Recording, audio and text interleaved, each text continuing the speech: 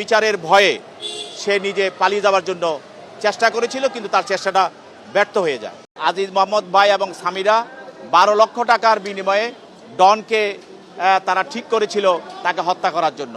এই 12 লক্ষ টাকার চুক্তিতে ডন, ফারুক, জাভেদ সহ আরও অন্যান্য আসামি, মোট 11 জন আসামি, তারা তাকে হত্যা করার পরিকল্পনা করে এবং সেখানে যেদিন তাকে হত্যা করা হয় তার বাড়িতে, সেদিন এখানে আজিজ মোহাম্মদ ভাই ছিল, উপস্থিত ছিলেন, স্বামীরাও ছিলেন, অন্যান্য আসামিরা ছিল। তাকে প্রথমে তার নাকে মুখে ক্লোরোফর্ম দেওয়া হয়, ক্লোরোফর্ম দিয়ে তাকে অচেতন করা হয় এবং তার অচেতনটাকে তাকে আরও গভীর করার জন্য, নিশ্চিত করার জন্য তাকে ইঞ্জেকশনও দেওয়া হয়।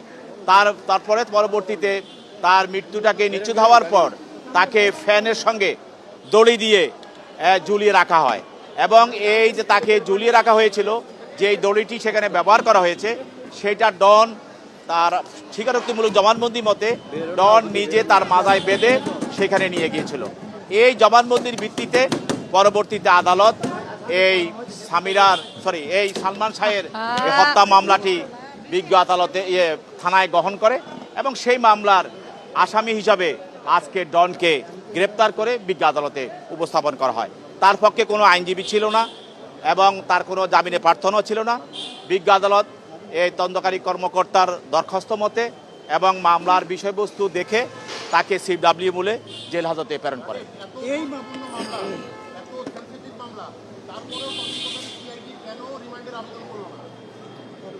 আজকে তাকে গ্রেপ্তার করে নেওয়া হয়েছে এবং আপনি সিআইডি গ্রেপ্তার করতে রিমান্ড নিতে পারবে, যে কোনো সময় নিতে পারবে।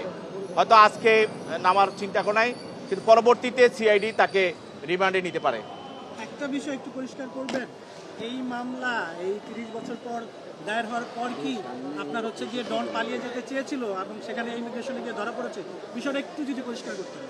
ইতিমধ্যে এই মামলার যতজন আসামি আছে সবার বিরুদ্ধেই গ্রেপ্তারি পরোয়ানা জারি করা আছে এবং তারা যেন বিদেশ যেতে না পারে সেই মর্মেও নিষেধাজ্ঞা দেওয়া আছে। সেখানে ডন দেশের বর্তমান সরকারের যে বিচার ব্যবস্থা এবং সকল অতীতে ফ্যাসিস্টের আমলে যেসব হত্যা বা নির্যাতনের বিচার বন্ধ ছিল বা ধীরগতি ছিল, সেগুলি এখন এই সরকারের আমলে বিভিন্ন সময় আপনারা দেখছেন যে সরকার ন্যায় বিচার নিশ্চিত করার জন্য সবার পক্ষে কাজ করে যাচ্ছেন।